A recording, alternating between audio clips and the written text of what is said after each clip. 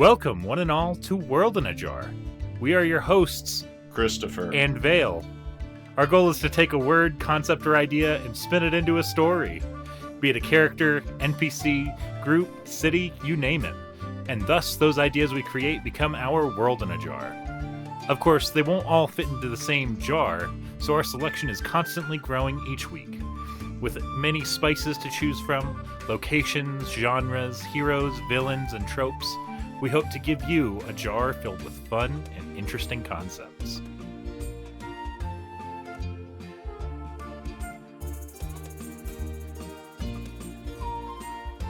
But first, how are you doing? Christopher. Not Kyoko. Just splice in how are me you saying Christopher. How are you doing? Christopher. Oh, I'm doing well. Living somebody's dream, whether or not it's my own dream, that's another question. Right. I'm sure everyone has dreamed up what everyone else... Oh, I don't know where I'm going with this. I also forgot to introduce you. Hello, everyone. Give a warm welcome through our one-way podcast to Christopher, the mastermind behind Bad D&D Advice and TBM Games. Hey, everyone. So, you are our second guest, and oh my god, my brain is fried. I don't know what I'm doing. We're on the cusp of summer here. Okay, I just need to remember what I'm doing. Chris, edit this out, but edit in the train of thought. Christopher. All right, so we didn't quite know what we were gonna do for this episode a couple days ago, but we have designed a fun little adventure for you guys. What are we doing today, Christopher? Well, and Vale, we're going to be talking about cryptids. Yeah. So, cryptids are a area of study I'm not really well versed in. Of course, I know about Bigfoot and the Loch Ness Monster and all that. I heard Mothman stole someone's catalytic converter at Point Pleasant, West Virginia. But I've always had more fun creating like fun, kooky monsters. Because cryptids, at least from all the ones I know of, aren't really terribly violent. They're just kind of spooky usually. Well, if we're going to our friend the Google, we have a formal definition for cryptid if you'd like me to read that off. Absolutely. Meaning of cryptid: a creature that is found in stories and that some people believe exists or say they have seen, but that has never been proven to exist. So we've got a pretty wide umbrella to go with there. That does kind of remind me. I don't know why it reminds me, but Bigfoot has now been spotted in all 50 U.S. states. All 50? Who was the last? Including Hawaii. I'm not sure who the last one is. Oh no. What's that outside my window? Now.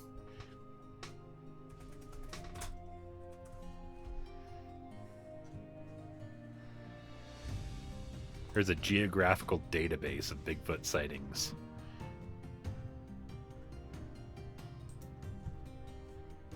Was I wrong about Hawaii?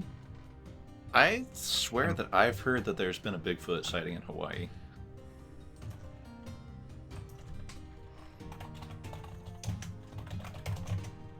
There's been 22 listed sightings in Alaska. Which must mean there should be sightings in Canada too, right? Or he just kind of teleported from Washington to Alaska, or maybe he swam there.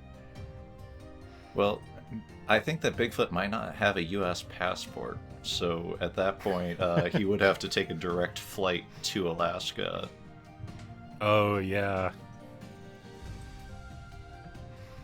It's not like Amtrak where you can hop on and make your way across the border. I just had a brilliant idea for Bigfoot as an NPC on like a maritime campaign, sailing from one part of the country to the other, and so Bigfoot's just like this sailor guy. Oh, that's beautiful.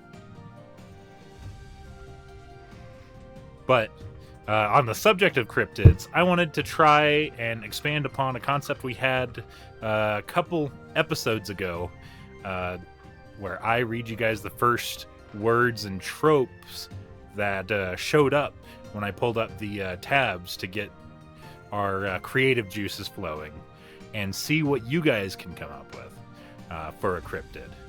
And so the random words for your cryptid, viewers at home, are grip and prisoner. And I don't know how I feel about this trope. Thinking about cryptids, it makes me feel kind of uncomfortable. It's plot inciting infidelity. Oh no. I mean, I've heard people talking that way about Mothman.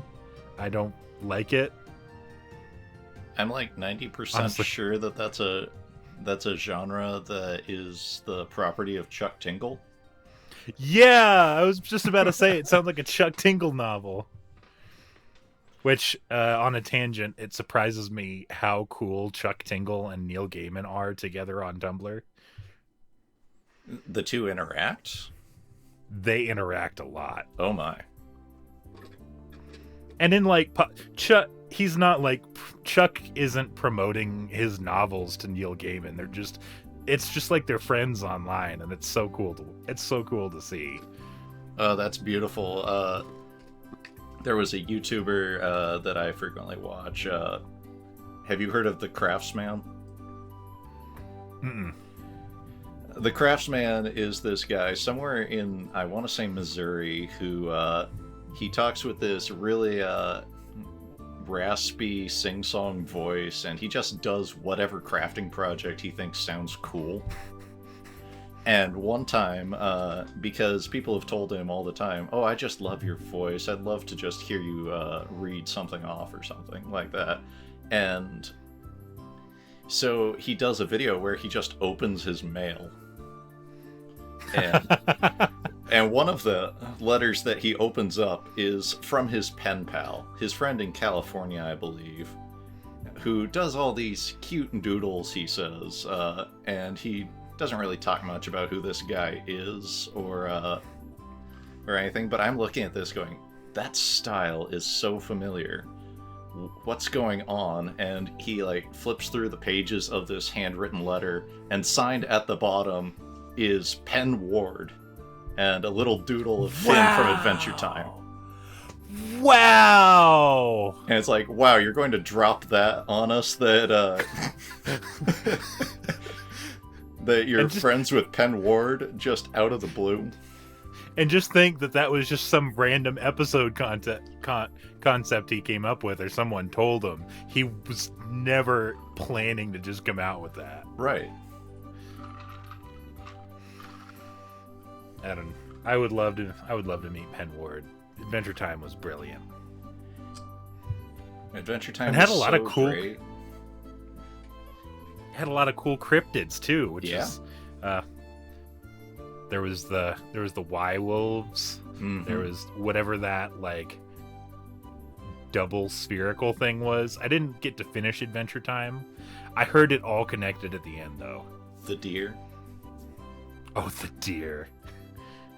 There's nothing more menacing than the deer taking off its hooves. Yep.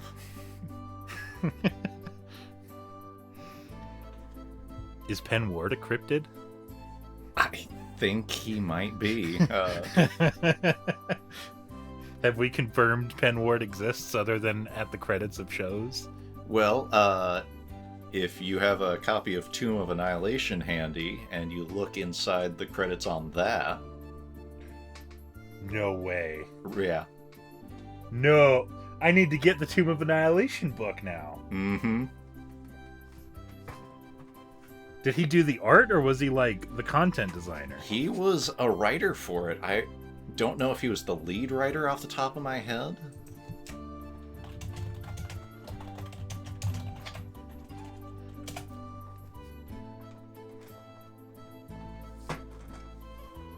Authors Steve Winter, Pendleton Ward. Blows my mind. I've gone years without thinking about Adventure Time and Penn Ward, and my gosh, the nostalgia that's flowing through my mind right now. But yeah, do you have any inspirations when coming up with cryptids for your games, or so aside from you just kind of Penn Ward, who is a cryptid who go the is hiding world in the in jar your route D&D of books, designing two random concepts? What and other pushing them cryptids together? do we have in mind? Well, cryptid is a very broad category. Mm-hmm. I've got a couple that I think are hot takes that you might appreciate. Mm-hmm. All right. You told me that you had them before the episode, but I'm That's excited true. to know what they are. All right, so I'll go with the most basic one first, because this is just nostalgia pandering. Mew. 100% a cryptid. Cryptid within a universe of cryptids. Exactly. Like, Mew was such an incredible, bizarre playground rumor. And then it turns out, yeah, one of these obscure tricks that somebody came up with, it is true. You're not telling me using strength on the truck was true. No, the strength on the truck was not true.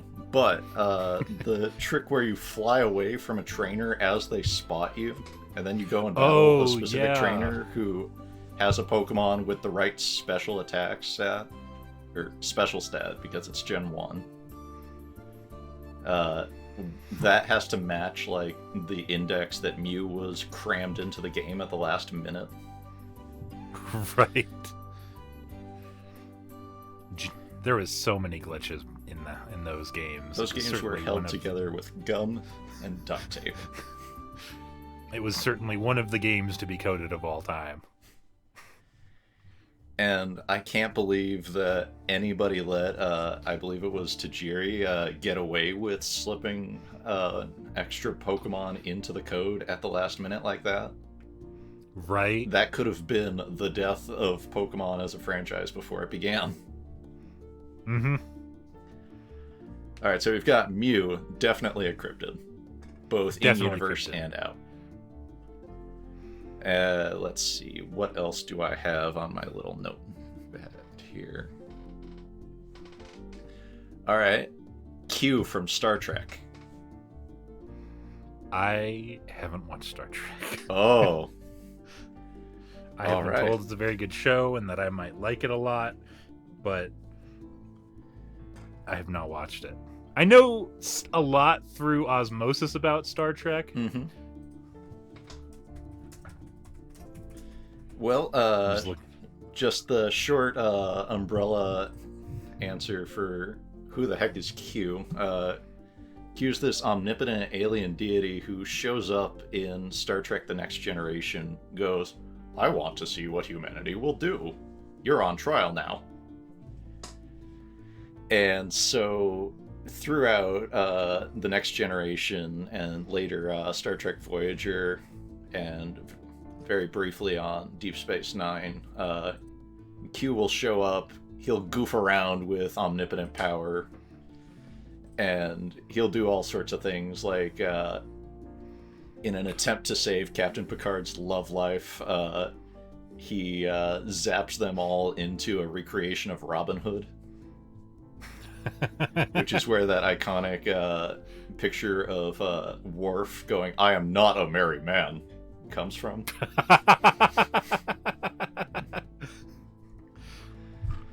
But yeah, so in Star Trek, I think it's pretty safe to say that anybody who tries to describe an experience having bumped into Q is just taken as a complete nut.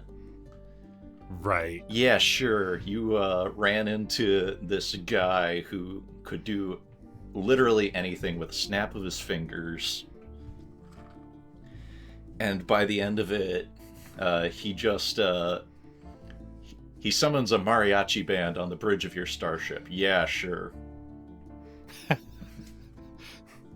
That definitely sounds like a ghost story you would hear and not believe around the campfire. That does remind me of someone that might be a game character that might be a cryptid. Oh. From The Witcher 3, Gaunter O'Dim, the inciting character of the Hearts of Stone DLC. Okay. Why would you argue that they're a cryptid? So, he is, for one, incredibly powerful. Mm-hmm. You don't ever get to interact with him in a way that incites deadly violence, but he is basically always playing tricks, and hardly anyone even knows or recognizes him. Mm-hmm. And the DLC is you working for him to get his end of the bargain fulfilled by a guy who bargained with him and hasn't fulfilled the bargain yet, and because of that is immortal. And so you're kind of cheesing the wording of the agreement between the two to make all the conditions right that Gaunter gets to take his life. But then you're a good guy, and so is the immortal guy. So most playthroughs you're gonna go into like Gaunter's hell domain and rescue him. It's one of the few adventures that has a time crunch too.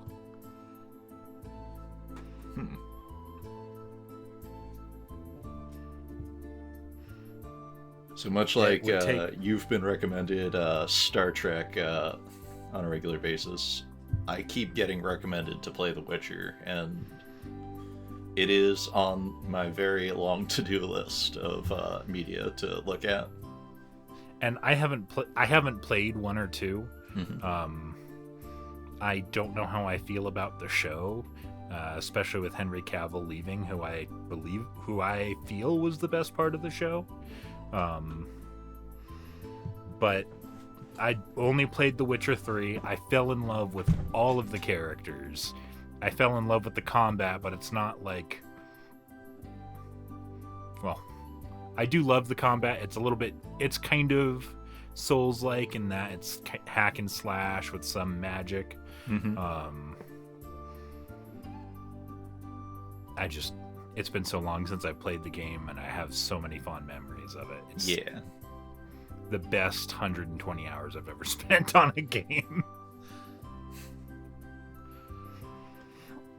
But yeah, do you have any more? Is this a cryptid? Yeah, here's another one. Alright, so we've got Wowbagger the Infinitely Prolonged, speaking of immortals.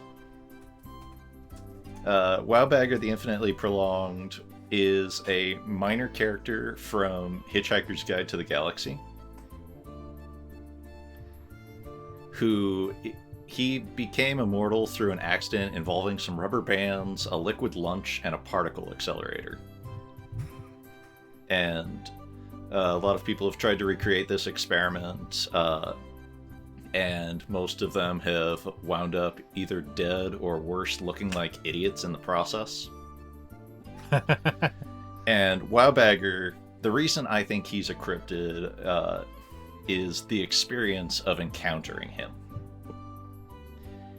He basically went nuts over his immortality because he hates Sundays. And so eventually he resolved, you know what? I'm going to do something with my infinite existence. I'm going to insult every sapient being in the universe. And so he rigged up a computer to calculate when everybody in the universe would be born. hopped in a spaceship, and he flies around. He flies around the universe in alphabetical order. So he's not taking any sort of optimal path for this because he's got the time. And so he lands dramatically in his ship, and he pops out and goes up to whoever is on his list this time. And then has a tailored insult for each one of them.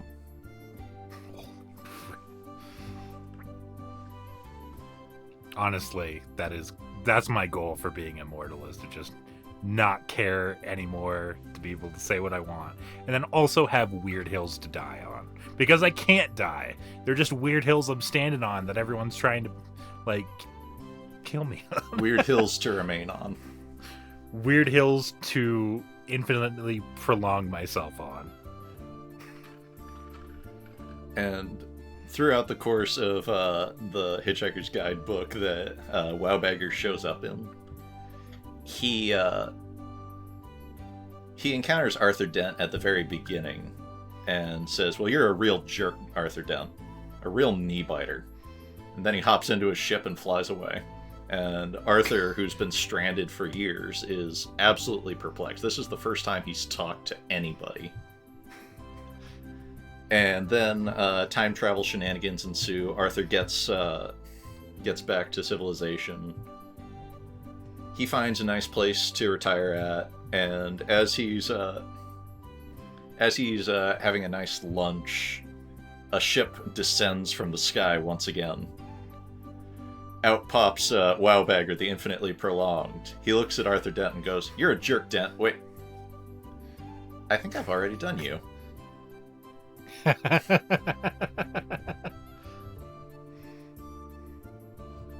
And that's just his entire existence. That is Wowbagger's entire existence. I think, from what I've heard of Hitchhiker's Guide, it's just so wonderfully weird.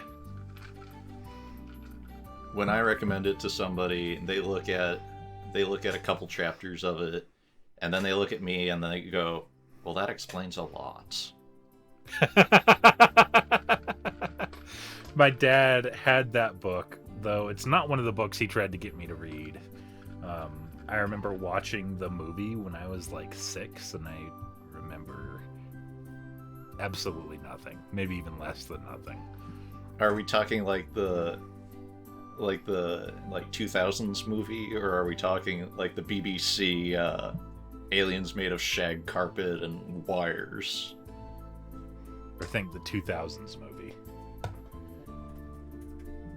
Oh man, my first exposure to it was the BBC show, which each one has its own unique charms, and that's because Douglas Adams specifically wanted each one to be significantly different.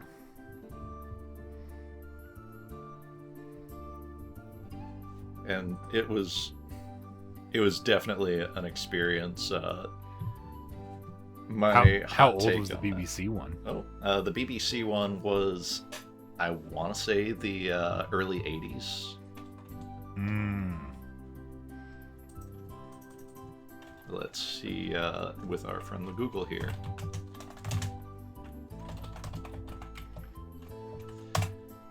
And The Hitchhiker's Guide to the Galaxy inspired all sorts of different offshoots. Yep, 1981.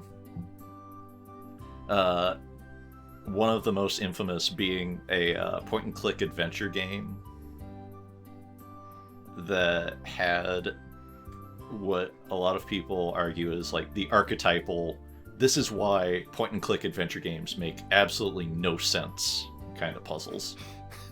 Yeah. I won't spoil it, but if you look for videos of the Babelfish puzzle, that puzzle was so insane that they actually sold t-shirts saying, "I made it past the Babelfish puzzle." Back in a pre- or proto-internet era. It was the meme before memes existed. Right.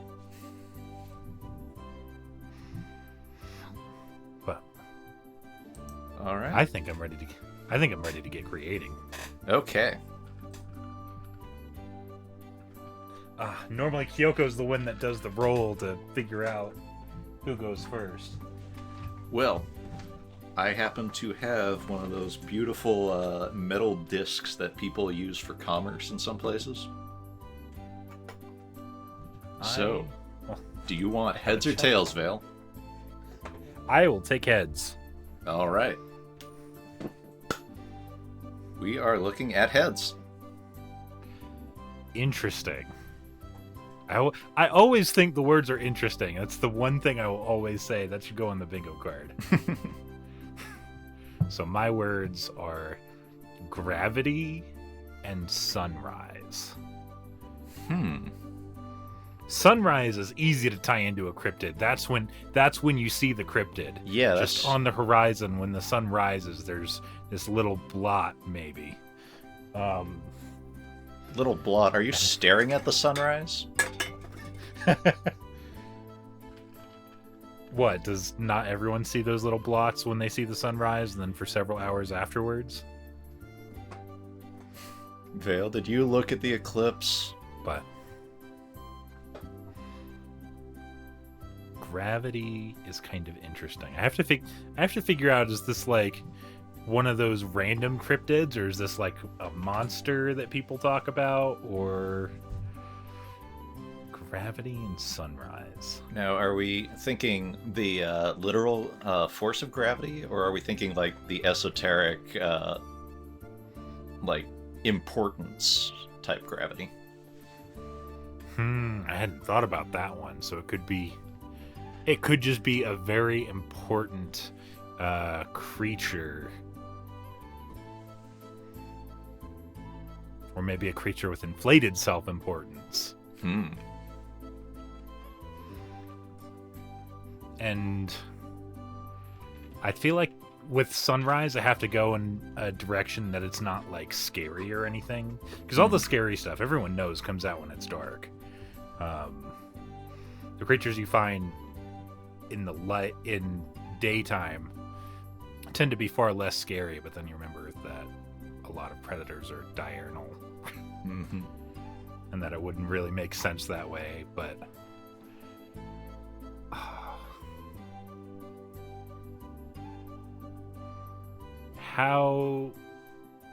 what do we consider a living creature to be?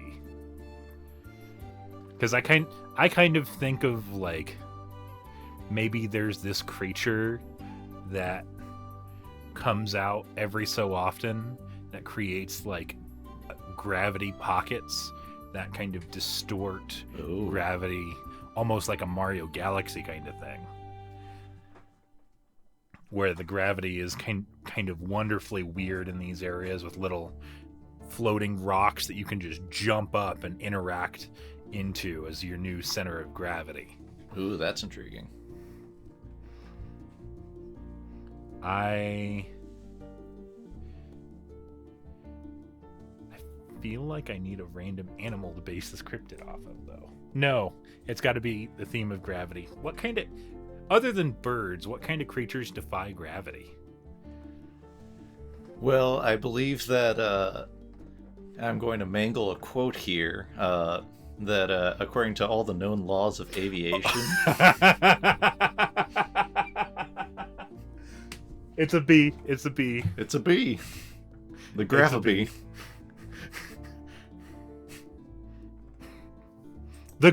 Oh my god, I just got it. That might have to be the new episode title instead of what keeps the locals up at night and can I pet it? It's the Gravabee. Enter the Gravabee. Oh, that makes so much sense. And like, speaking of Mario Galaxy, there was a giant bee in Mario Galaxy. That's right. Oh man, in a past life, when I was studying in game development, I learned some interesting tricks that they did graphically to make Super Mario Galaxy look as beautiful as they did. And I could go on such a long tangent about it. Nintendo games are just designed like no other. it's incredible. They basically took advantage of the fact that the Wii couldn't process high-resolution textures to deliberately blur their textures and then look at the results of the blur. And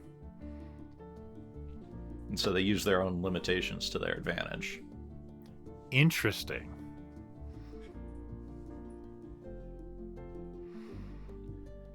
Okay, so are we thinking like a normal-sized bee, or are we thinking a giant bee?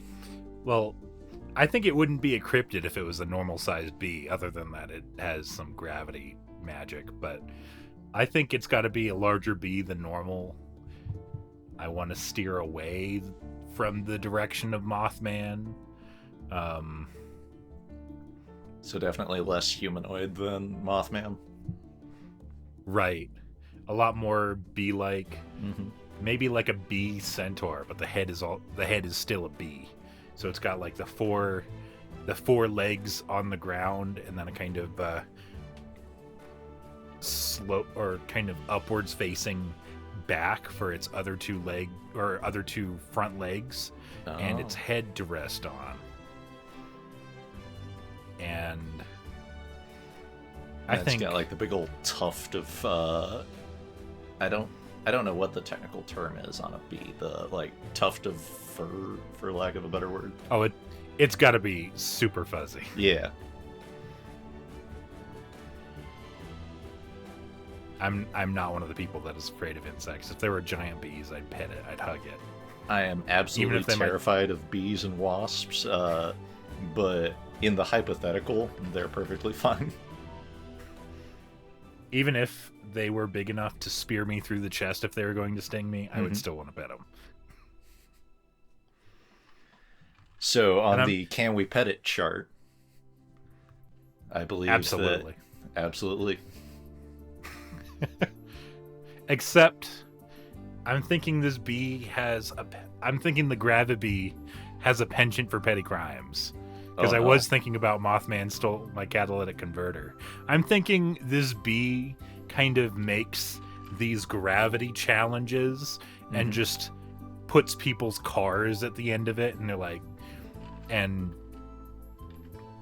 it's technically not stealing because the people are allowed to just climb up this gauntlet of gravity, of new centers of gravity, and take their car and just drive it back to the earth. But it could be a force of chaos as well. Well, that's some Fey logic there. You get to your car, it's yours. Go ahead. I also kind of want to think about this bee trying to fit in a car, which it more than likely doesn't, which is all the more reason it's trying to steal cars. It's just like, I can't use this thing, so no one can. Unless they surmount my obstacles.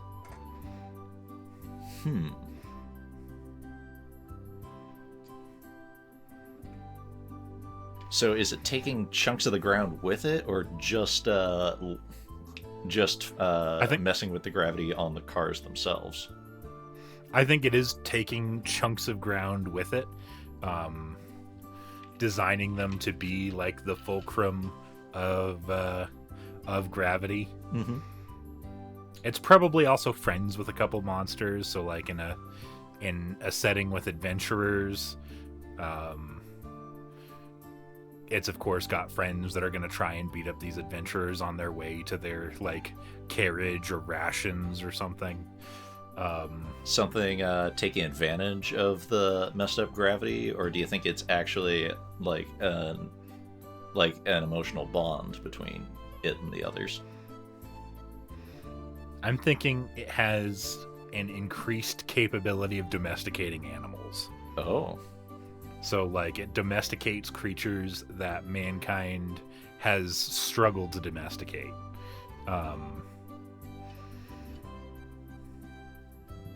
And then they fight for it. But...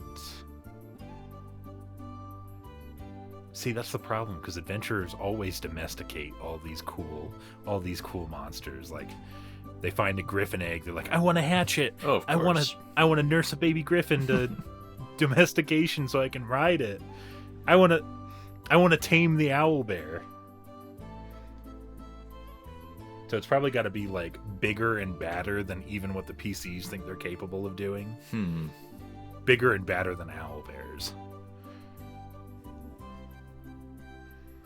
In a setting that I ran a million years ago, I had a villain faction of Warforged that decided to take advantage of the fact that rust monsters' digestive processes would create residuum.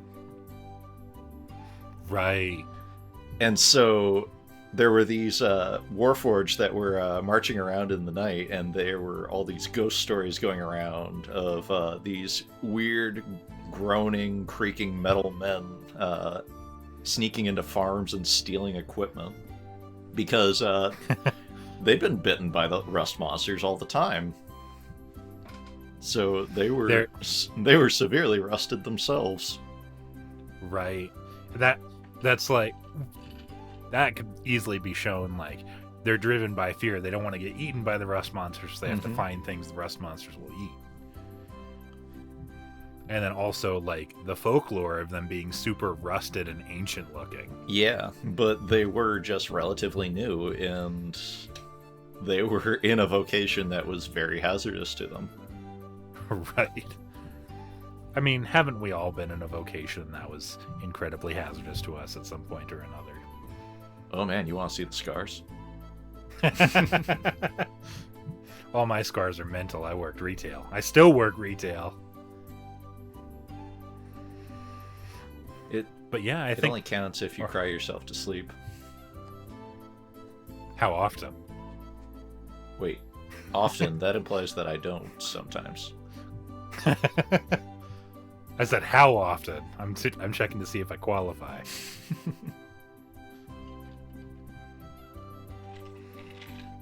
But okay, so what would adventurers hesitate to tame that our Gravabee would? My first instinct was to say dragons, these fully sapient creatures that just kind of hang with the Gravabee. And that could be the thing. The Gravabee thinks it domesticated the dragons, and the dragons also think they domesticated the Gravabee. Yeah. It's like, oh, what was I gonna say? There goes the train of thought. Oh no. It's like the difference between dog domestication and cat domestication. Right. Where dogs we like bred and nurtured to the point where they're fully friendly with us, and then cats just kind of domesticated themselves into our service, where they're just like, I'm gonna hang with you, you give me scraps, you give me pets, I'm here for the mice. Right. So then what? Or in some cats' cases, my cat, we thought he wasn't much of a hunter, and as we were concluding this, one night he comes in, he's got something in his mouth, and we're thinking, we're proven wrong here. And he lets it go. It's a bat. What? We don't know how he caught it. We don't know where he found it. But it was a live bat, still able to fly. Holy. And was it just in the house, or? Yeah, he brought it in. You had to deal with a bat flying around in the house. We had to deal with a bat in the house. And I feel like that's a lot of how taming the Gravabee kind of works, is it's this bee that's just flying around the house, and you don't really know how to control it at first. But I did have an idea of, because I'm like, what does the Gravabee eat? And I've got it. I'm like, well, of course it's a mega pollinator. It's just trying to drink as much nectar as possible. And then gosh, what if it was making honeycombs out of things that weren't nectar? Ooh. That's kind that is kind of spooky. But my other thought was adventurers roaming around in the land of the Gravity, they would have to bring sweet treats to placate it. So like you see the Gravity, you don't want it to you see the Gravity, you don't want it to steal your belongings and trap you in a gauntlet of gravitational fuckery. Chris, edit that out. So you just throw a chocolate croissant on the ground and run away. Yeah, you don't.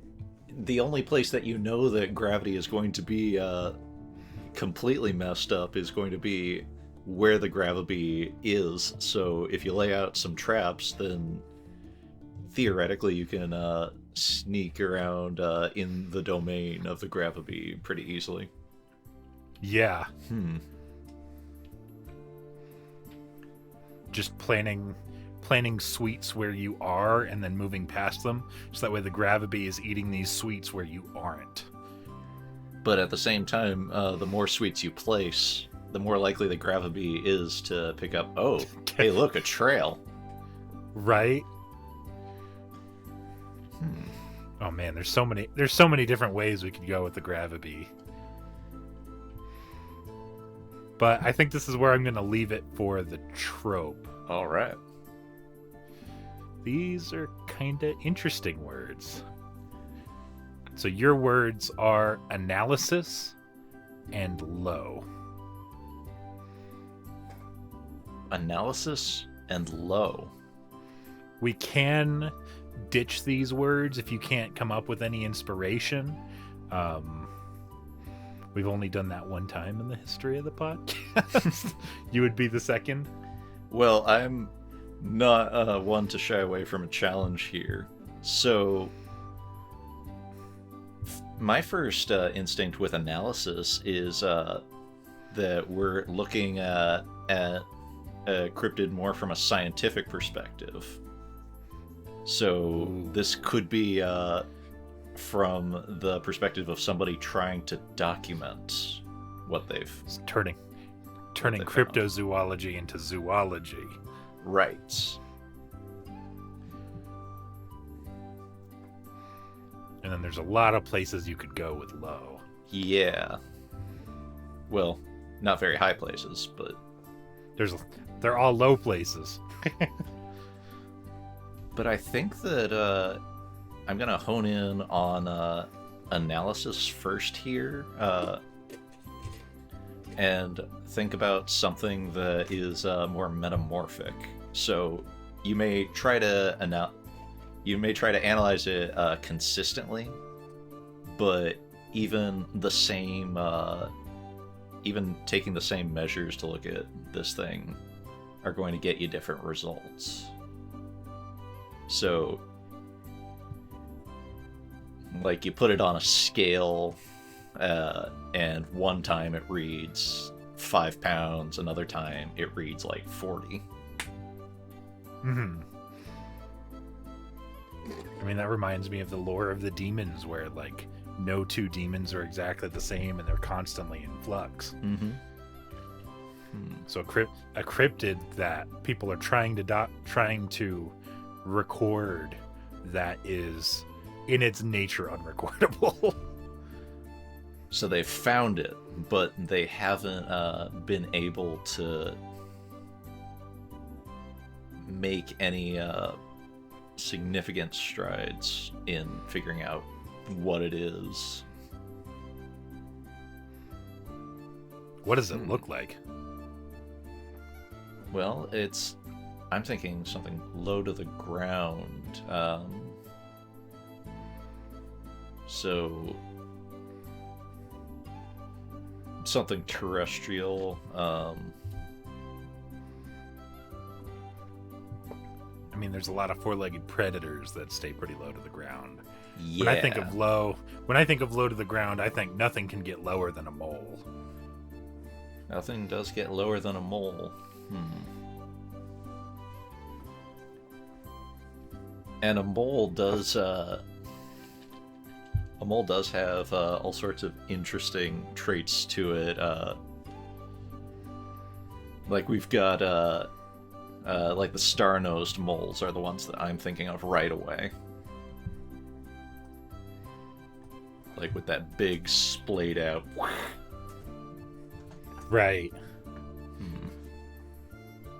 They're the ones that are like not very good at seeing things, and they use like the smell from their nose to guide them, right? Yeah.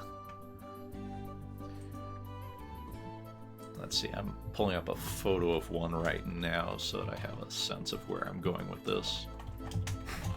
I looked up star-nosed mole, and some of these guys are really chonky. Absolute units. Wow.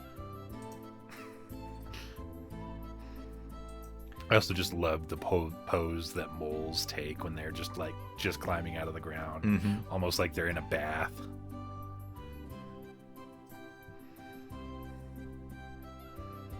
Or, you know what it reminds me of, that pose? It reminds me of like the spotlight effect in Looney Tunes when Porky Pig stammers through, "That's all, folks." Oh yeah. You know, we could incorporate. Is Porky Pig a cryptid? I think that we know who Porky Pig is, though. But has he ever been documented scientifically? Fair point. But the star nose on the star nose mole also kind of looks like coral to me, or like a sea anemone. Yeah. So I'm thinking that that might not even be like a sensory organ to this thing. I think that might be like an array of stingers in this thing's case. Stingers, or even just a whole other organism. Symbiotically living on it. Oh, here we go. So, yeah, it's some sort of anemone-like creature that is growing out of like a giant mole. But the anemone itself, that's what's defying analysis. Like each of those stinging tendrils on it, it's a different kind of poison. Ooh. So like different. And they're trying to document all the poisons it has. Yeah. So it's kind of like That's the interesting. It's kind of like I was like just about to ask him, randomized eye rays, but this is like the melee beholder. The melee beholder, because it's got no eyes. It's the beholder's evil opposite. You know, beauty is in the eye of the grab beholder. And thankfully, this guy doesn't have any eyes, so we know he's not beautiful. Right. Yeah, because I was just about to ask: is the mole also a cryptid, or is it just the anemone? The enemy anemone. I think the enemy anemone is the primary creature. It's like a parasitic growth. Like parasect. Exactly. So, like, somewhere, like, this colony of moles cultivates these anemones, and they bind to the mole's face, and that becomes the dominant organism. Mm-hmm. And surely it's got to have more superpowers than just different flavors of toxins. Well, when I'm saying effects. Different flavors of toxins, I'm thinking pretty extreme. Like we're maybe like one of the many poisons is effectively like an enlarge reduce. Like one of them just blocks all magic. They touch the wizard, and the wizard's just useless now. And then they touch the fighter, and he gets all the wizard spells. Now that's interesting. Like a poison that gives the person who ingests it some level of magic. Yeah. I'm sorry, sir. You've tested positive for first level sorcerer. It's you get an extra first level spell slot if you're already a caster. If not, you just get first level spell slot. And then when you cast a spell with it, you roll for a random meta magic, and you also roll on the wild magic table. Oh. I think that could be a fun mechanic. That is beautifully messy. You don't know what you're going to get. It's just chaos.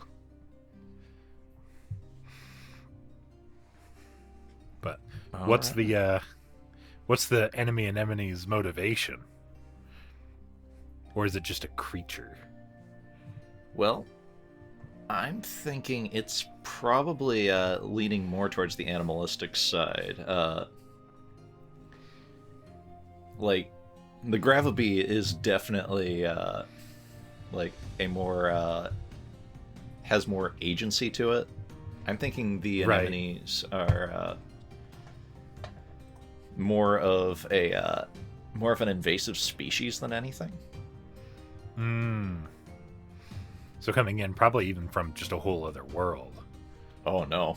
Oh, could you imagine they could have picked any creature to bond to coming in from another like world or plane, and it's just the first guys they find are moles?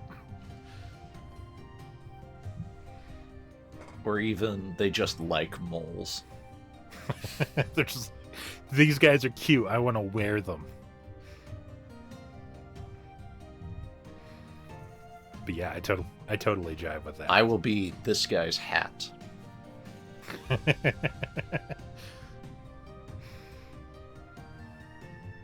But yeah, I'm trying to think of anything else we need to ask about.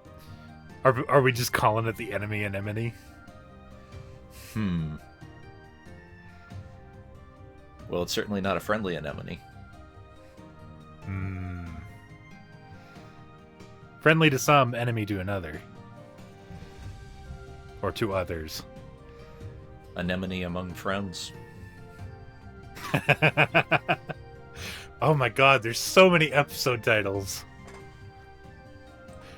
Oh, that's how they latch on to these moles, because they're like social grooming creatures. And whoops, got an anemone stuck to you. Ah. So they're kind of like barnacles in that sense. Oh, so they're like parasitic barnacles. It's like, yeah, it's like if a barnacle could take control of your ship. I love it. Oh, that is fun.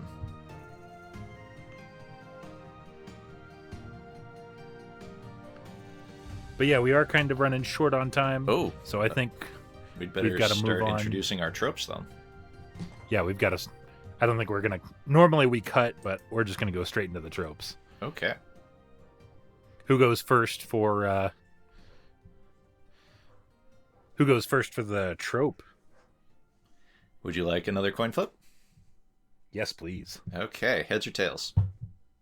Tails this time. Okay.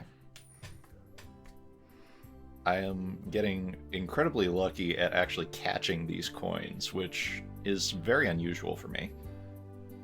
Alright, so we are looking at tails.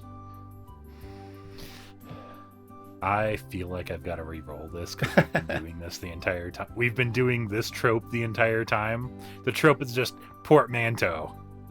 Well, portmanteau is just a portmanteau of port and manteau. And we've already got that with Gravabee. Mm-hmm. If you got it, we've already got the friendly enemy anemone. I don't know if that counts as a portmanteau, but it's... No, it is just a play on words, you're right. It's just until a you word said avalanche. anemone among friends. Oh, that's true. Well, that's just a pun. I re-rolled the trope. Okay. And I got chained to a rock. A character, more often than not, young, female, attractive, royal, and wearing a revealing outfit, or sometimes nothing at all, is chained to a rock, wall, or hard surface. The reasons for this vary. Maybe she's been kidnapped, maybe she's the action girl who needs to be kept out of the bad guy's way, and maybe she'll be eaten by a monster, alien, or whatever. Alternatively, the victim may be expected to succumb to a natural hazard, such as an incoming tide or the heat of the sun. Or the inevitable gravitational collapse of the Gravibee's domain? So I think for the adventure with the Gravibee has taken a person of interest. Oh. Could be an NPC that was part of your adventuring group. I even had another idea based on one of my older gimmicks for my 4E game, where a secret dragon had enlisted the party to delve its dungeon to make sure it took over a fort. And the party didn't know they were interacting with the dragon, but it took over a fort and was getting the PCs to stress test its defenses. And so it was just past a day's journey to this fort. And so the PCs hunkered down and went to bed before they woke up, and half the party was gone. They were taken by the dragon to work their way from the inside of the dungeon out. And then the ones on the outside were working in, and they met halfway. Oh, that is so cool. So I'm thinking the Gravibee takes half the party, traps them at the end of the gauntlet, and so they're working to free themselves of their restraints and then work back to the rest of the PCs that are fighting their way up the gauntlet. Okay. And is the Gravibee doing this as like a deliberate test of its own hive? I feel like the Gravibee shouldn't be the most intelligent creature, but it definitely does relish in chaos, I've decided. It might just be doing this for the meme. This is how it redecorates and digs new tunnels. Ooh, I hadn't even It's like Liechtenstein burning, when you like put the electrodes on two ends of a piece of wood and it like fries until like the two currents connect or whatever. Oh, I've seen those burnings. Those are, yeah. That's a good way to burn your house down. Exactly.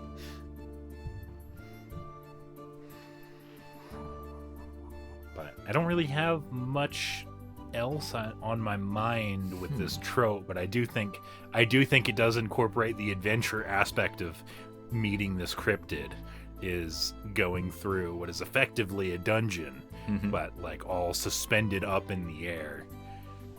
This is also kind of like inviting like the alien abduction tropes, I think. Yeah. Like you go to sleep and you're beamed up into the Gravibee's domain, so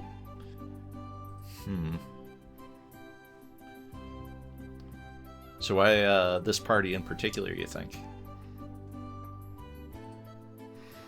I think the Gravibee tends to do this stuff with everyone, and so the party has a deadline to meet.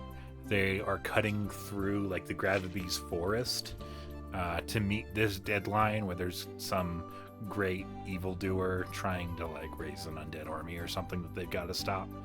Time is of the essence, but then they get caught in the Gravibee's hive.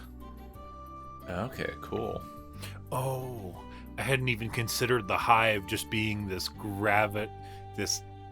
hive being a huge dungeon suspended in the air. I was just thinking like Mario Party, like you've got to jump, or not Mario Galaxy, you got to jump from like planet like to node planet. to node. That I see where you're going. Yeah. Yeah, I was envisioning something a little bit between the two, where like you've got these like loose floating chunks within this larger hive, and the hive itself, like you'd mentioned, just being made out of miscellaneous junk. So maybe even like loose buildings that weren't properly settled into a foundation or something. Right. And so you got to like climb through like an upside down tavern or something. Oh, so it just takes over a building. Yeah, it just grabs whatever it wants. It's like this horrible Katamari where gravity isn't consistent. Oh, just picking up whatever you're big enough to pick up in Katamari. Oh, and the players aren't even aware that there is a dragon amongst this nearly impenetrable fortress either. So, like, they round a corner and, oh crap, there's a dragon here? And it's with the Gravity. I also just thought of a cool power for the Gravity, which was to bind a whole bunch of, like, rocks and stones to itself through gravity and just give itself incredible armor. Oh, that is so cool. Like 100%, like, how Toph, like, would metal bend like sheet metal around her. First she like earth bended armor for herself, yeah, and then on the airship she metal bended armor. Right. But it does also definitely look like pollen on the Gravity. Ooh. But yeah, I think that's where I'm gonna leave the Gravity idea for other people to run with. That is a fun one. I might just have to make it. I might just have to design it. Sir, I will race you. If I didn't have D&D immediately after this, I would. I have a head start. I see how it goes. Right. All right, so what am I looking at? Your trope is man versus machine. Man versus machine. That is an interesting space when I'm already looking primarily at nature for our anemones. Mm-hmm.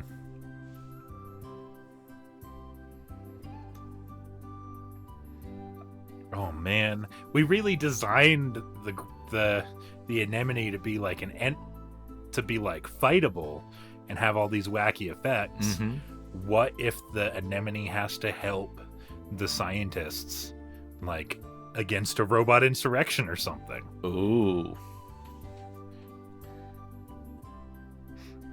So I was very tempted to steal a page out of your book here of industrialism exploiting a resource to complete exhaustion.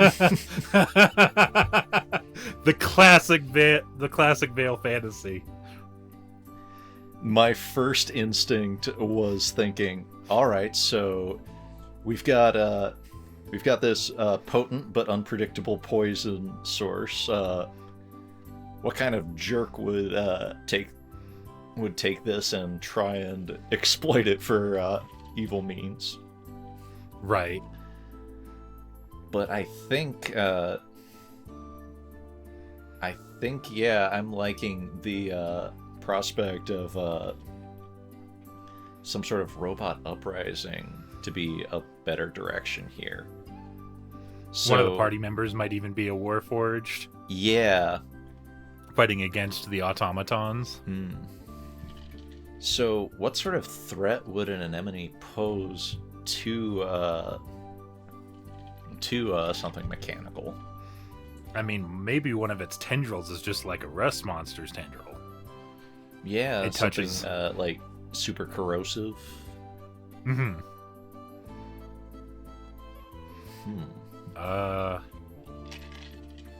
Maybe one of its tendrils is very electrifying and could short circuit these mechanical creatures. What if What if one of them... have you ever seen like that 4th grade science experiment where you dip like a chicken bone in vinegar for a day? And then you like take it out and it's like completely flexible? Mm-mm. Like the bone basically...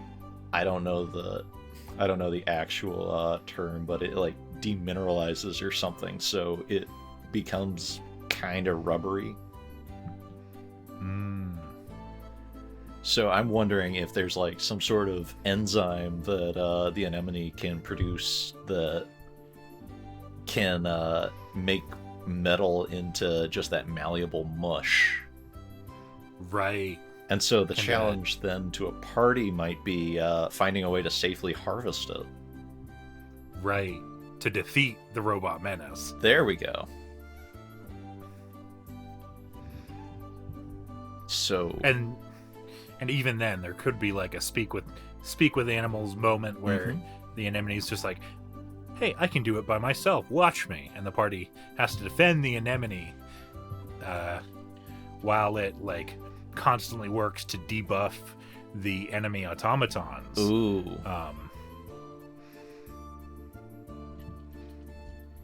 Where was I going? Like, it provides a debuff, and you're supposed to defend the anemones like as a colony or something until the automatons become susceptible to more conventional combat. Right. Okay. So like they have this impressive impregnable armor until the anemone comes up and just like touches it in one spot, and it completely corrodes and softens for the party to get weapons in edgewise against them. Yeah. And then like with its next turn, it touches it and short circuits it and gives it fewer attacks or actions. Threatens its action economy while the PCs take it down. Ooh, that's a fun space.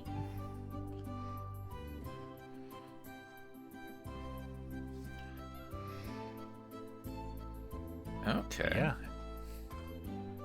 Yeah, that's an exciting space to be working in for sure. Like, and then after that, you've got this uneasy understanding. Yeah, you're this invasive species that has supplanted all of our local mole population. Oh, Yeah. The moles burrow through the metal with the corrosive touch. Oh! They just shred through it like paper. Yeah! That's awesome. Oh my god, that just brought it all together. Those giant rending claws.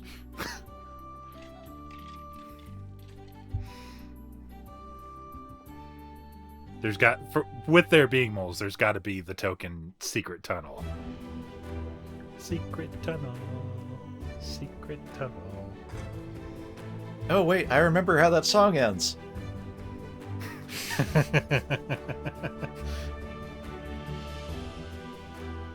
But yeah, do you think this is a good place to wrap it up, or do you have any more thoughts? I think this is a pretty good place to wrap these up. Sweet. Well, let's go ahead and seal up these jars and put them on the market. Okay. If you like this show or need any ideas, you can find us on Twitter at Worlds and Jars, and by us I mean me and Kyoko. You can find Christopher at on Twitter at Nat1Advice. I am at Nat1Advice on pretty much any social media that you care to look for me. And then also check out his homebrew as well. You can check that out at tbm.games. I really love the Magneto subclass of fighter. That was super cool to read. Oh, thank you. And then you can also email us, as in me and Kyoko, at worldinajar1@gmail.com. Do you have any recommendations for anything to check out before we go? Let's see. I will always push Hitchhiker's Guide to the Galaxy. Of course.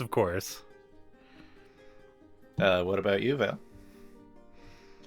I just don't really involve myself in cryptids that much, so I can't think of anything that really I could plug here. Yeah, I'll have to. If I think of something, I'll say it on Twitter for sure. And of course, go to your local school playground and ask the kids how to find Mew.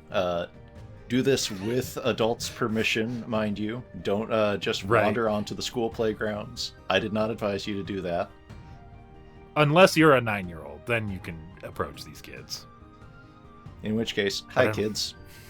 Hi, kids. But yeah, do something good for yourself. We will see you next week. This episode was edited by Chris at Chris Rogers VO on Twitter. Go check him out.